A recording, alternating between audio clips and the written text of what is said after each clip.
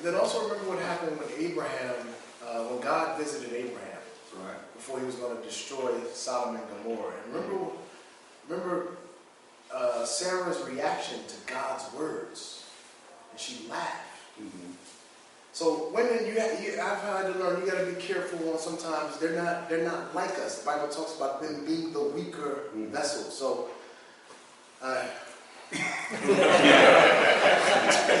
Okay, we'll have a separate session on the side. We got to move on very quickly. Okay. Let's move on to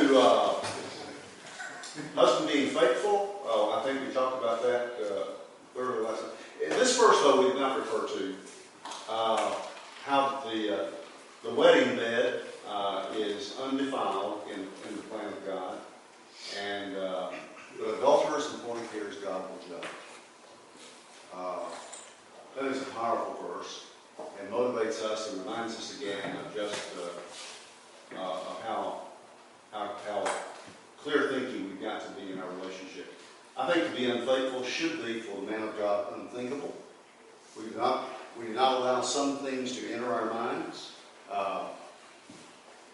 One of the things that we have to deal with is that Satan is so subtle in some ways and so overt in other ways, is that men who have privilege and things like Christian leadership are a special target for him. And there are so many who, because of their special relationship or their special privilege, I should say. And I'm talking about there are privileges in ministry. There are privileges that come with leadership. And sometimes, as was the case about one young minister that I learned of years ago that I could not believe what he did, I happened to be visiting with one of his elders, and he told me the story of this young man's demise who had every opportunity in the world, and he blew it, willingly so. And I asked the question as a young minister myself, how in the world could he do something like that? And I never forget this wise elder's response. He says, there are some men, even good men, Christian men, who believe that the gospel applies to everyone but them, or that the law applies to everyone but them. Somehow, they are an exception. And I've had ministers try to justify things to me that they could never justify to the Lord. So we serve the same God. What this thing is, even in this age of open acceptance of homosexuality, we serve the same God who calls it an abomination. An abomination, which means it always will be. That will be unchanging with the same God. Okay. Husband provides. We talked about that. Let's move on to what I think are the things we want to close with today.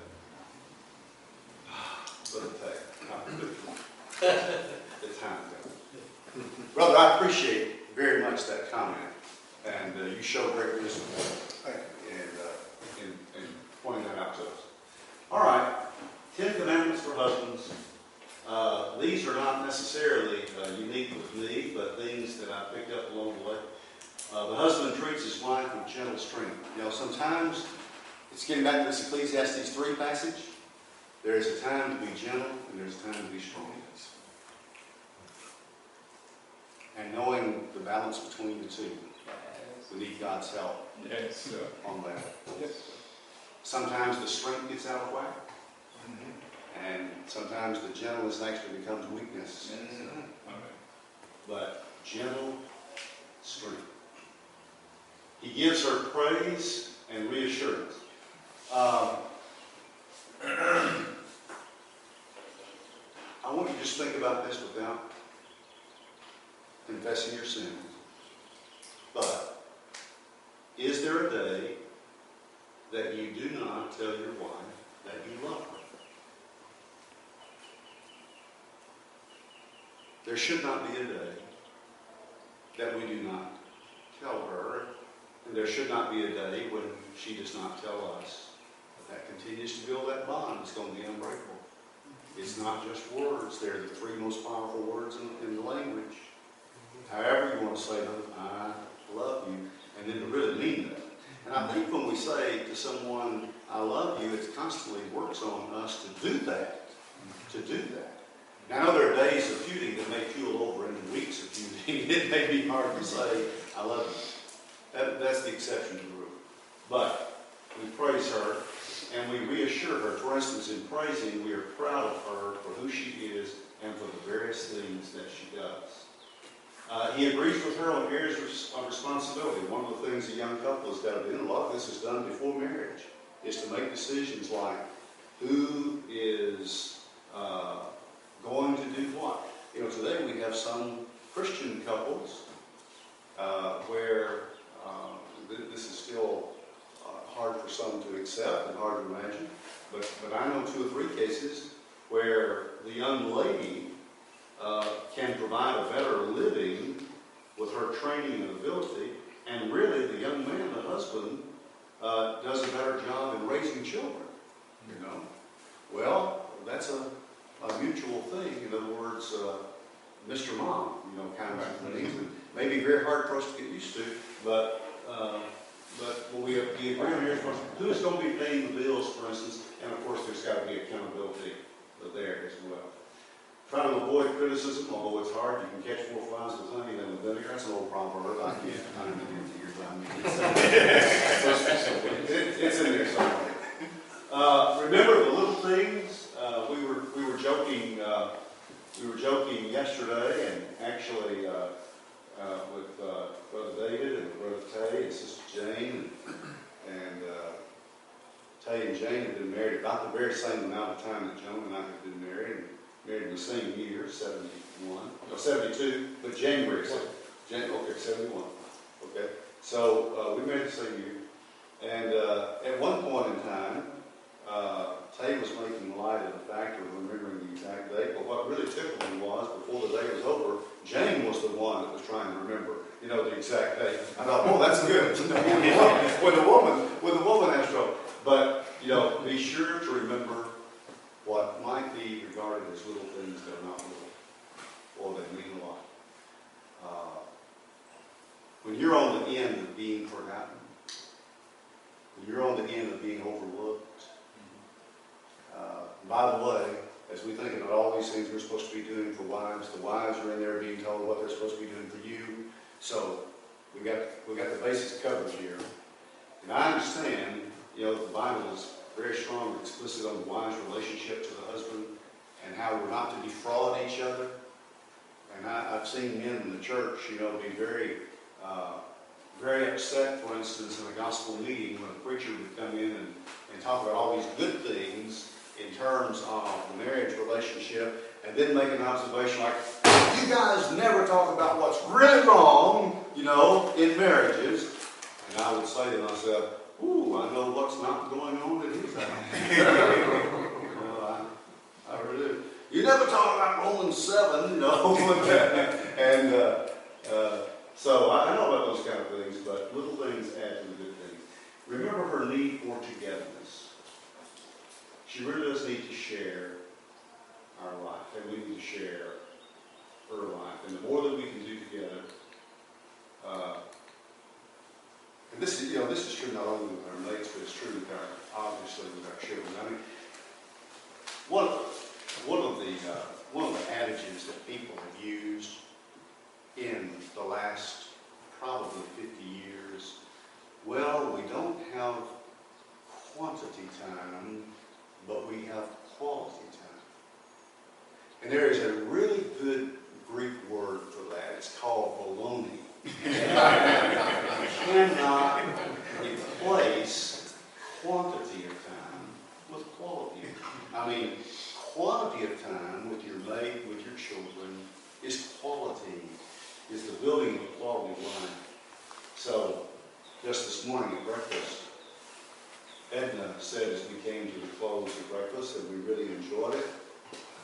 Lon told a story or two at breakfast, and so we really had a good time, you know, we enjoyed it. I told a story or two, Joan told a story or two, and they told about her background that I did not know, and we learned, or I'd forgotten. And we came away from that, scooting away from the table, and they said, you know, we need more time just to spend together, talking about the two couples. Because, you know, we can go to church and do the Lord's work together, side by side, in Metro Henderson, Tennessee, and still never really get to know each other that way. But when we're together, we find out we learn what it is we love about each other. And so it's not just, you know, male-female, it's couples as well. Develop her sense of security in life is tough. I received an email from one of my sisters. I have 5 older sisters. 2 of them are widows and have been for a number of years. They lost their husbands, both of them when they were about 59, 60 years of age, both to heart attacks due to diabetes. And the men were about the same age. And the loss of those 2 men,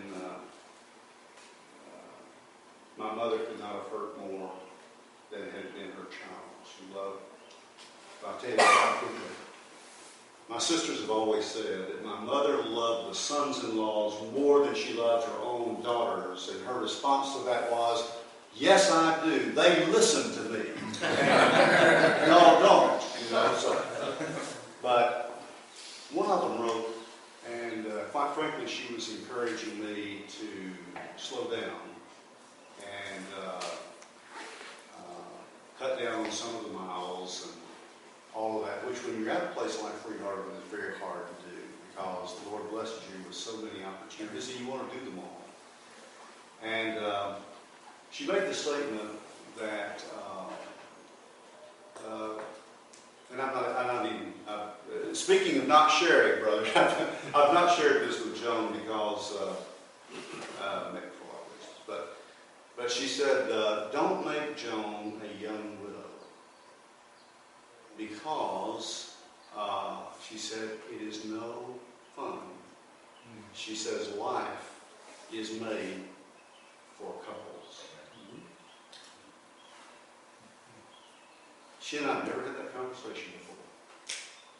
And you know, it broke my heart because she's writing from her heart, and she's been a widow, I don't know, 20 years or so, but those 20 years have been alone. And so life is tough, and our lives need to be as secure as we can possibly make them in what we know and in what we have plans for the future, in securing her future, all those kinds of things to the best that God will help us to do. Be sure she knows you trust her and value her. When you leave on a trip, does your wife have to worry about where you are or what you're going to be doing while you're on that trip?